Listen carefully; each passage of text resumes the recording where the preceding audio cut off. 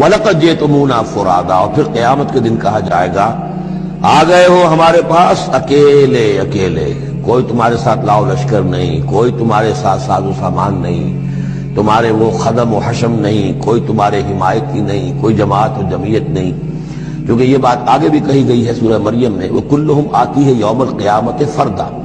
قیامت کے دن ہر شخص کا جو محاسبہ انفرادی حیثیت میں ہوگا، اور ظاہر بات ہے اکیلا آدمی کھڑا ہوگا، نہ اس کے رشتہ دار ہیں، نہ ماں باپ ہیں، نہ اولاد ہیں، نہ بیوی ہے، نہ بیوی کے ساتھ اس کا شوہر ہے، اور نہ ساز و سامان ہے، خدم و حشم ہے، کچھ بھی نہیں۔ لَقَدْ جِئْتُمُونَا فُرَادًا كَمَا خَلَقْنَاكُمْ أَوَّلَ مَرَّةٍ، جیسے کہ ہم نے تمہیں پیدا کیا تھا پہلی مرتبہ۔ اب یہ نوٹ کیجئے، خَلَقْنَاكُمْ أَوَّلَ مَرَّةٍ، اس کا مطلب ہے تخلیق دو مرتبہ ہوئی ہے۔ ایک تخلیق عالم ارواح میں ہوئی تھی، اس وقت بھی سب اکیلے اکیلے کھڑے تھے، نہ کوئی کسی کا باپ تھا، نہ کوئی کسی کی ماں تھی، ارواح کے مابین کوئی رشتہ داری نہیں تھی۔ یہ رشتہ داریاں تو پھر عالم خلق میں ہوئی ہیں آ کر، کہ ایک باپ اور ماں کا معاملہ ہے، پھر اولاد کا معاملہ ہے، پھر دادا اور پوتے کا معاملہ ہے، یہ ارواح کے مابین کوئی اس طرح کی رشتہ داری نہیں تھی۔ تو جیسے کہ ہم نے تمہیں پیدا کیا تھا پہلی مرتبہ، کہ تمام انسان وہاں موجود تھے، فرق صرف یہ ہے کہ قیامت کے دن جب ہم کھڑے ہوں گے تو ہمیں ایک جسم بھی اور دیا جائے گا، لیکن جس وقت ہم تھے اللہ تعالیٰ کے پاس اس وقت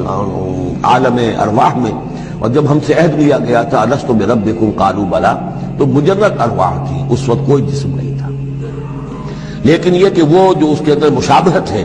کہ جیسے اس وقت بھی حضرت آدم سے لے کر ان کی نسل کے آخری انسان تک جو دنیا میں ہوگا قیامت تک، وہ سب کے سب ان کی ارواح موجود تھیں، اسی طریقے سے قیامت کے دن بھی یہ سب کے سب کھڑے ہوں گے۔ وَتَرَكْتُم مَّا خَوَّلْنَاكُمْ، اور تم چھوڑ آئے ہو اپنے پیچھے جن چیزوں میں کہ ہم نے تمہیں لپیٹ دیا تھا۔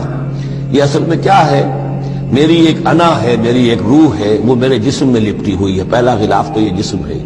پھر اس غلاف کے اوپر کپڑوں کا غلاف ہے، کپڑوں کے اوپر پھر مکان کا غلاف ہے۔ ہم غلاف در غلاف جو ہے،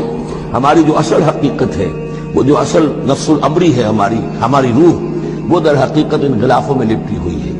تو جو بھی غلاف ہم نے تم پر چڑھا دیے تھے وہ سب چھوڑ آئے ہو، وراء ظہورکم، اپنے پیچھے۔ وما نرى معكم شفعاءكم الذين زعمتم انهم فيكم شركاء، اور ہم دیکھ نہیں رہے تمہارے ساتھ کہ تمہارے وہ سفارشی نہیں آئے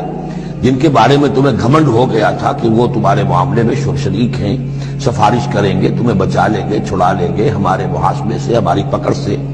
لقد تقطع بینکم، اب تمہارے مابین سارے رشتے ٹوٹ چکے، یعنی چاہے انہوں نے حضرت مسیح کو سمجھا ہو شفاعت کرنے والا، تو مسیح بھی اعلان برات کریں گے کہ میرا تم سے کوئی تعلق نہیں ہے، میں کوئی تمہاری شفاعت نہیں کر سکتا۔ کسی نے شیخ عبد القادر جیلانی کو سمجھا ہو تو وہ بھی اعلان برات کریں گے۔ باقی موہوم جو ہے لات عزا منات، وہ کس بلا کا نام ہے یہ تو ہم جانتے ہی نہیں، لیکن جن کو اولیاء اللہ کو، انبیاء کو یا ملائکہ کو اگر سمجھا گیا تھا تو وہ بھی قد تقطع بینہم، وہ سارے رشتے جو ہیں وہ کٹ جائیں گے۔ قد تقطع بینکم وضل عنکم ما کنتم تزعمون، اور اب سب ہوا ہو گئی ہیں، وہ چیزیں گم ہو گئی ہیں، تم سے جاتی رہیں جن کا کہ تم زوم کیا کرتے تھے، جن کے سہارے پر تم حرام خوریاں کر رہے تھے۔